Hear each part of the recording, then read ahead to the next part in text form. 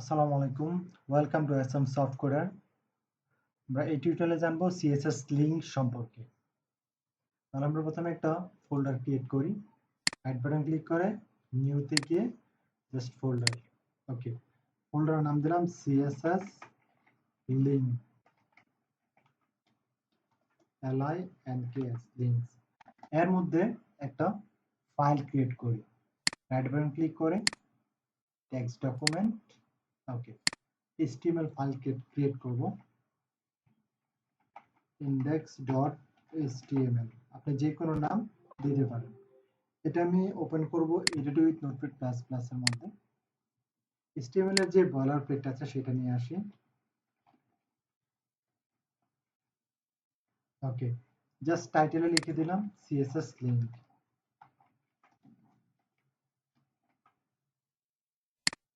ওকে, এখন আমি একটা অ্যাঙ্কর ট্যাগ নিয়ে আসবো। অ্যাঙ্কর ট্যাগ নিলাম, জাস্ট হ্যাশ সাইন দিয়ে রেখে এখানে লিখে দিলাম দিস ইজ CSS লিঙ্ক।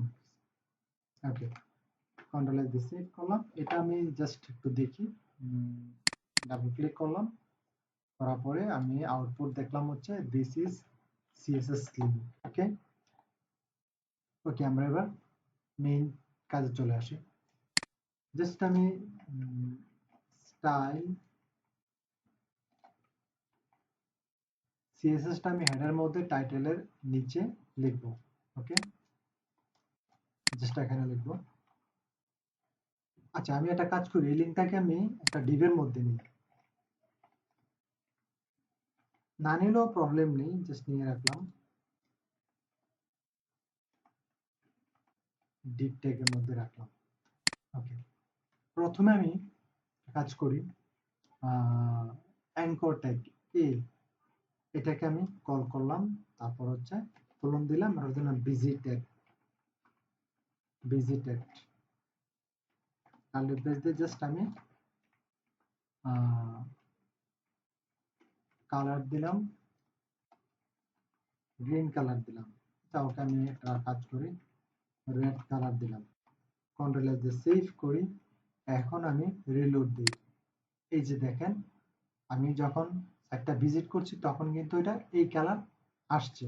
ওকে, এখন যদি আমি চাই যে এটার কার্সরটা নিলে অন্য একটা কালার আসবে এই লিঙ্কের মধ্যে, এই কার্সরটা যদি নেই অন্য একটা কালার চলে আসবে, এটা কিভাবে হবে? এটা করার জন্য জাস্ট দিবেন হচ্ছে a colon hover hover hover দিয়ে জাস্ট দিবেন হচ্ছে কালার কালার আমি দিলাম গ্রিন কালার দিলাম, আচ্ছা ব্ল্যাক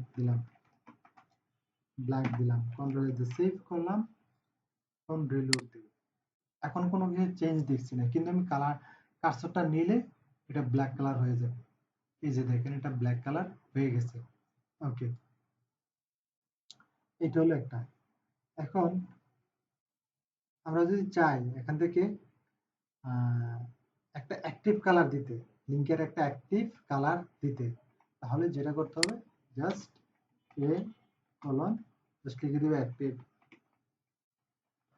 অ্যাক্টিভ কার্লি ব্র্যাকেট বা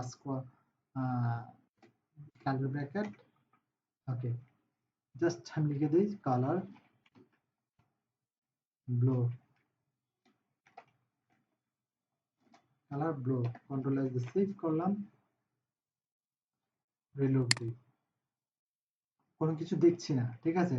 এবার আমি ক্লিক করি, ক্লিক করলে দেখেন একটা ব্লু কালার আসছে। ক্লিক করার সাথে সাথে খেয়াল করেন একটা ব্লু কালার। আমি টেক্সটটা একটু বড় করে দিই, তাহলে খুব সহজেই বুঝতে পারবেন, ঠিক আছে।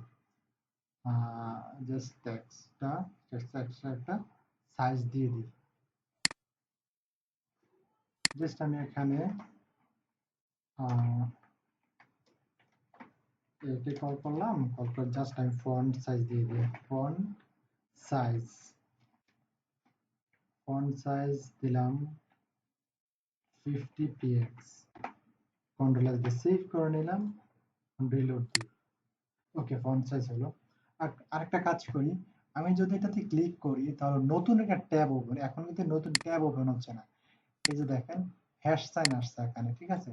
আমি আমার ব্যাকে যাই, দেখেন হ্যাশ সাইন নাই, এই যে হ্যাশ সাইন আসছে এখানে এই পেজের মধ্যে। আমি যে এটা এখানে সেম থাকবে, বাট হচ্ছে এখানে নতুন একটা ট্যাগ ওপেন হবে।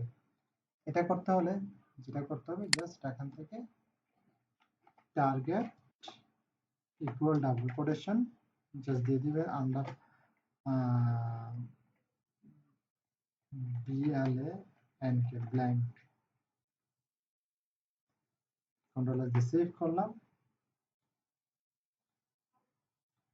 রিলোড দিই, কোনো চেঞ্জ নাই। ক্লিক করলাম, দেখেন নতুন ট্যাব ওপেন হলো। আমি আবার ক্লিক করি, এই যে দেখেন একটা ব্লু কালার আসবে। ব্লু কালারটা হচ্ছে এই যে দেখেন ব্লু কালার, হ্যাঁ, যে কালারটা আমি দিয়েছি, এই যে দেখেন অ্যাক্টিভ কালার হচ্ছে ব্লু কালার, ঠিক আছে। তাহলে আমি যখন এটাতে আমি ক্লিক করব, এই যে দেখেন ক্লিক করি, ব্লু কালারটা চলে আসছে, ওটা হচ্ছে একটা অ্যাক্টিভ কালার, ঠিক আছে। ওকে, আমরা এখন একটা কাজ করি, একটা বাটন ক্রিয়েট করি, তাহলে আর সহজেই বুঝতে পারবেন। একটা বাটন ক্রিয়েট করলে মানে পুরোপুরি ভাবে পুরো জিনিসটা আপনি বুঝতে পারবেন, ঠিক আছে। ওকে, আমি এখন এই সিএসএস গুলো কি করি, ডিলিট করে দিই। ডিলিট করে দিলাম, এর মধ্যে জাস্ট এখানে ধরে লিখে দিলাম সাবমিট,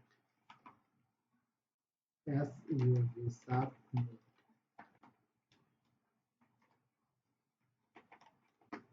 সাবমিট, ঠিক আছে। প্রথমে এ কলন করে দিলাম হচ্ছে লিঙ্ক, লিঙ্ক তারপর কমা দিয়ে জাস্ট দিলাম হচ্ছে ভিজিটেড, এ colon visited, visited.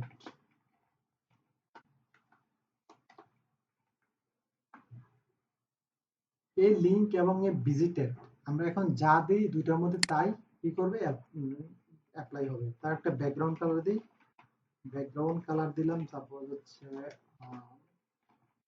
Green colour দিলাম, তারপর আর কালার দিই হচ্ছে ব্ল্যাক কালার দিলাম, তারপর একটা প্যাডিং দিই। প্যাডিং তো অবশ্যই জানেন কিভাবে কাজ করে। প্যাডিং দিলাম 15 px এবং 25 px। কন্ট্রোল এস দিয়ে সেভ করি, এখন আমি এটাতে রিলোড দিই। এই যে দেখেন একটা সাবমিট লেখাটা আসছে, আর প্যাডিং প্রথম 10 px হচ্ছে টপ এবং বটম, প্রথম 15 px এর টপ এবং বটম, আর পরের 25 px হচ্ছে লেফট এবং রাইট। ওকে, রাইট এবং লেফট।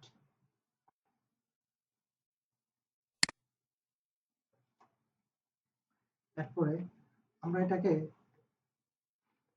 টেক্সট ডেকোরেশন দিয়ে আমি আন্ডারলাইনটা তুলে দিলাম, কারণ অ্যাঙ্কর ট্যাগ দিলে অটোমেটিক্যালি একটা আন্ডারলাইন আসে। আমি এই আন্ডারলাইনটা তুলে দিলাম, টেক্সট ডেকোরেশন নান করে দিলাম, NON নান।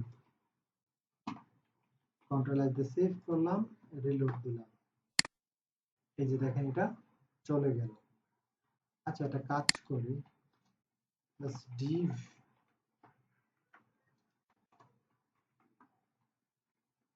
টপ মার্জিন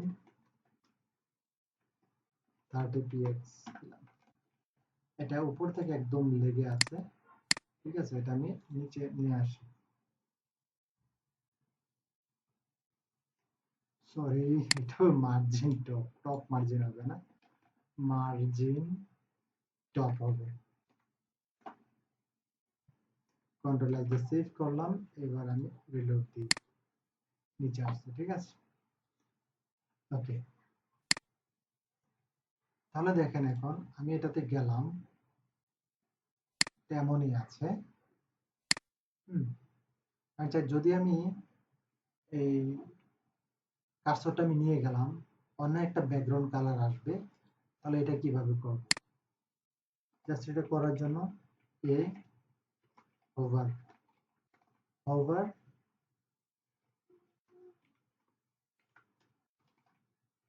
এটা জাস্ট ব্যাকগ্রাউন্ড কালার করে দিন, ব্যাকগ্রাউন্ড কালার করে দিলাম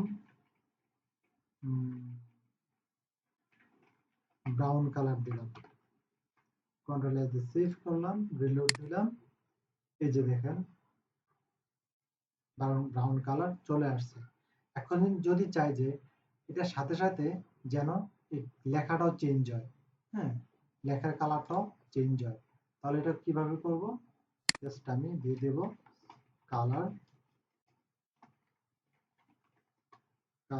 জাস্ট দিলাম হোয়াইট কালার দিলাম, কন্ট্রোল এস দিয়ে সেভ করে নিলাম, রিলোড দিলাম, এই যে দেখেন ব্যাকগ্রাউন্ড কালার কার্সর নিলে ব্যাকগ্রাউন্ড কালার চেঞ্জ, লেখার কালারও চেঞ্জ। ওকে, কাজ করি, এই লেখাটা কোথাও মাঝখানে আছে কিনা আমি এটা মাঝখানে বলে দিই। এটা মাঝখানে যে টেক্সট অ্যালাইন জাস্ট সেন্টার করে দিলাম, কন্ট্রোল এস দিয়ে সেভ করলাম, রিলোড দিলাম।